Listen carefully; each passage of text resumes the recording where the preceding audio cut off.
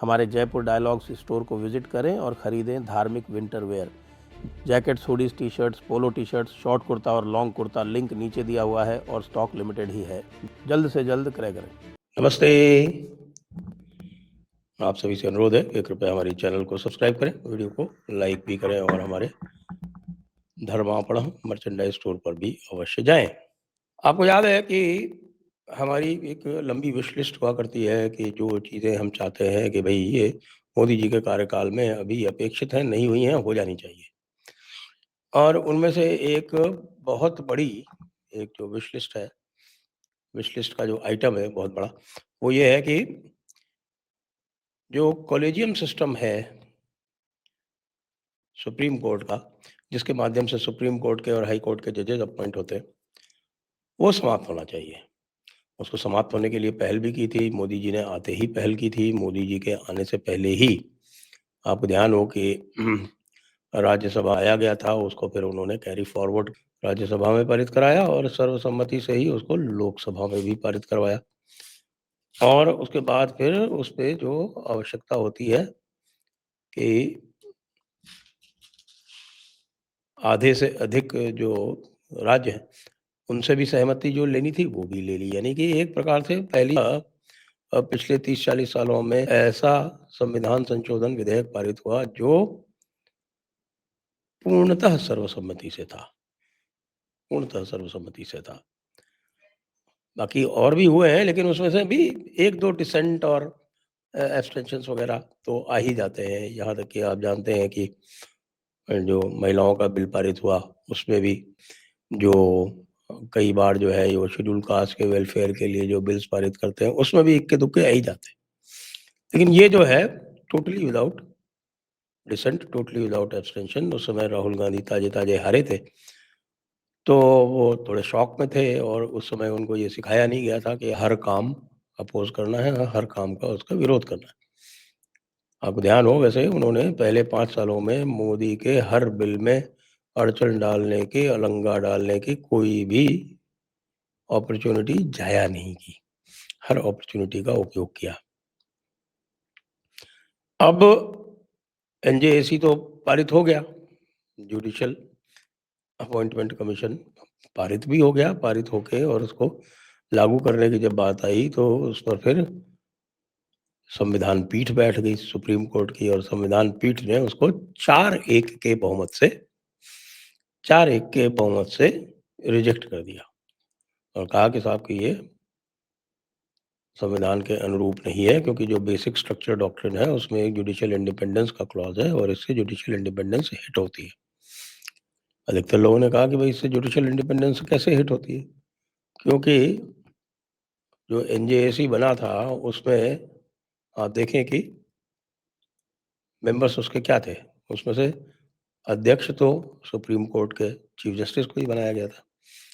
उसमें 2 अन्य जज थे सीनियर मोस्ट सुप्रीम कोर्ट के। तो यानी जो अभी जो 3 का कॉलेजियम बैठता है हाई कोर्ट के जजेस के सिलेक्शन के लिए, वो तो था ही। उसके अलावा उसमें लॉ मिनिस्टर थे और लॉ मिनिस्टर के अलावा 2 इंडिपेंडेंट सदस्य थे।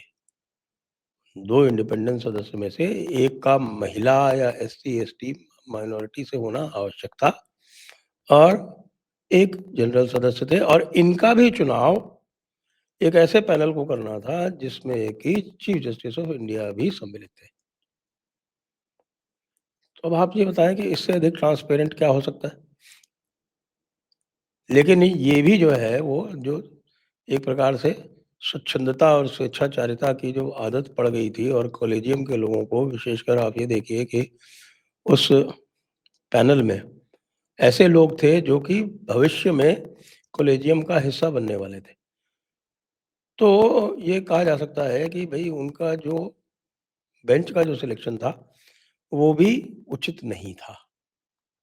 क्योंकि उसमें जो जिनका भी कॉलेजियम में शामिल होना तय था भविष्य में, वो तो निश्चित रूप से चाहेंगे कि भई जो कॉलेजियम की पावर है उसको वो एन्जॉय करें। उनके पूर्व आने वाले लोगों ने उस पावर को एन्जॉय किया है, वो उसके चक्कर में सारे के सारे हाई कोर्ट जजेस उनके चक्कर लगाते हैं, दुनिया भर के और लोग चक्कर लगाते हैं, दुनिया भर की सिफ़ारिशें आती हैं सारे काम होते हैं तो इसलिए वो निश्चित रूप से चाहेंगे कि वो उनके पास पावर बनी रहे। ये सब होने के बाद भी ये भी ऑब्जेक्शन आया कि भाई जो आपके पुराने जो जजमेंट्स आए हैं वो 5 जजेस बेंच से आए हैं, तो इसमें कम से कम 7 जजेस बेंच होनी चाहिए। वो भी नहीं माना गया, क्योंकि खेहर साहब जो थे, जो भविष्य में चीफ जस्टिस ऑफ इंडिया बनने वाले थे, उनकी अध्यक्षता में ये बेंच बनी थी और वो पूरी तरह से एक प्रकार से कह सकते हैं कि पहले दिन से ही तत्पर थे कि भाई उनको इस एनजेएसी को उड़ाना है। वो उनके कॉन्डक्ट से साफ दिखता था। तो एक बायस्ड बेंच, बायस्ड जज और उसके बाद फिर एक बायस्ड जजमेंट आया और उसके बाद फिर उस और भी कई सारे उसमें निर्देश दिए गए, वो निर्देशों की भी पालना आज तक कभी हुई नहीं। अब मज़े की बात ये है कि वे एनजेएसी का मामला एक बार फिर से जब उठाया गया, एक पुराने बड़े वरिष्ठ अधिवक्ता हैं, मैथ्यू नेदुम्परा। मैथ्यू नेदुम्परा वैसे तो केरला से आते हैं, लेकिन सुप्रीम कोर्ट में बहुत लंबे समय से प्रैक्टिस कर रहे हैं। तो मैथ्यू नेदुम्परा ने इसको, जो नए सीजेआई आए हैं, यानी कि सूर्यकांत जी, जस्टिस सूर्यकांत के समक्ष इसको उठाया और जब जस्टिस कांत के समक्ष इसको उठाया तो बड़े आश्चर्य की बात ये है कि जस्टिस सूर्यकांत ने उसे सुनवाई के लिए स्वीकार कर लिया। अब ये भी एक आश्चर्यजनक बात इसलिए है क्योंकि इसके पहले मैथ्यू नेदुम्परा जितने भी चीफ जस्टिस नए आए हैं, सबके सामने वो ये मुद्दा उठाते हैं और वो उसको डिसमिस कर देते हैं। वो कहते हैं कि साहब कि ये तो तय हो चुका है, इसमें कोई मतलब नहीं है। सुनते भी नहीं है, बेसिक चीज़ भी नहीं सुनते हैं, यानी एडमिशन के लिए सुनवाई भी नहीं होती उनके लिए। तो ये कम से कम एडमिशन के लिए, सुनवाई के लिए इन्होंने इसको स्वीकार कर लिया। तो ये एक, मैं कहूँगा कि बड़ा ही एक झीवट वाला काम है। यानी मैं ये नहीं जानता कि जो सुनवाई होगी उसमें इसको वो एडमिट करके और उसको 7 जज बेंच के सामने ले जाएँगे या नहीं ले जाएँगे। लेकिन काम तो इन्होंने बड़ा जीवट का किया है कि भई वो मैथ्यू नेदुम्परा को और पूरा इसके ऊपर सुनेंगे कि भई क्यों इसके लिए एक और बड़ी बेंच बनना आवश्यक है और this judgment needs to be revisited. वैसे जुडिशरी का इकबाल तब से तो पूरी तरह से समाप्त हो गया जब से जस्टिस यशवंत वर्मा का केस उनके सामने आया और जस्टिस यशवंत वर्मा के केस में भी सुप्रीम कोर्ट ने मात्र उनका स्थानांतरण करके और उनके काम वापस लेके अपने कर्तव्य की इतिश्री कर ली और उनके विरुद्ध एफआईआर स्वीकार करने की अनुमति नहीं दी। अब एफआईआर दर्ज की जाए या ना की जाए, ये मामला पूरी तरह से प्रशासनिक होता है, पूरी तरह से सरकार का होता है। लेकिन इसके ऊपर भी सुप्रीम कोर्ट ने अपनी टाँग अड़ा रखी है और उसमें भी उन्होंने व्यवधान करके एक निर्णय दे रखा है कि कोई भी सुप्रीम कोर्ट का या हाई कोर्ट का जज वो उसके खिलाफ एफआईआर भी दर्ज नहीं होगी जब तक कि सुप्रीम कोर्ट ऑफ इंडिया उसकी परमिशन ना दे दे। तो ये एक अभूतपूर्व किस्म का प्रोटेक्शन प्राप्त है जजेस को और इससे ये अवश्य हुआ कि पब्लिक की दृष्टि में, जनता की दृष्टि में सुप्रीम कोर्ट की जो साख थी, वो बहुत बुरी तरह से गिरी। और खुलेआम पब्लिक में बात होने लगी कि भई ये क्या तरीका है? यहाँ तक कि जो वकील समुदाय है, वो भी दो फाड़ हो गया। वकील समुदाय में भी बिल्कुल अलग-अलग मत आए इस प्रकरण को लेके और पहली बार ऐसा लगा कि बार जो सदैव एक चट्टान की तरह जजेस के साथ खड़ी रहती है, उसको भी ये बात पसंद नहीं आई और वो भी ये चाहती है कि भई ये मामला जो है, ये यहाँ पर रफ़ा-दफ़ा ना किया जाए, इसको एक अंतिम पड़ाव तक पहुँचाना आवश्यक है।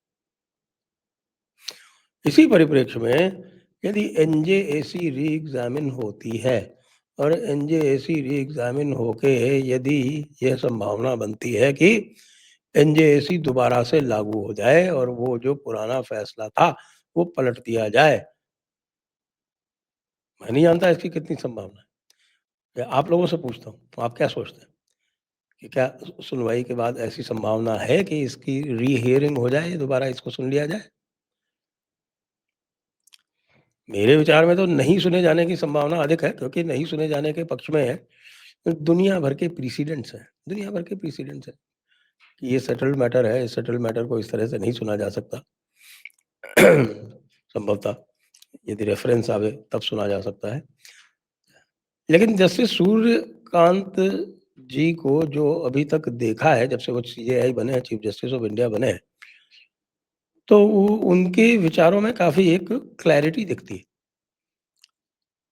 और ना केवल क्लैरिटी दिखती है, वो जो अ, वहाँ के पेशेवर तारीख लेने वाले जो सीनियर लॉयर्स हैं, उनके प्रति उनका उतना उदारता वो नहीं दिखाते जितना कि जस्टिस चंद्रचूड़ या जस्टिस संजीव शर्मा या इवन जस्टिस गवई दिखाते थे।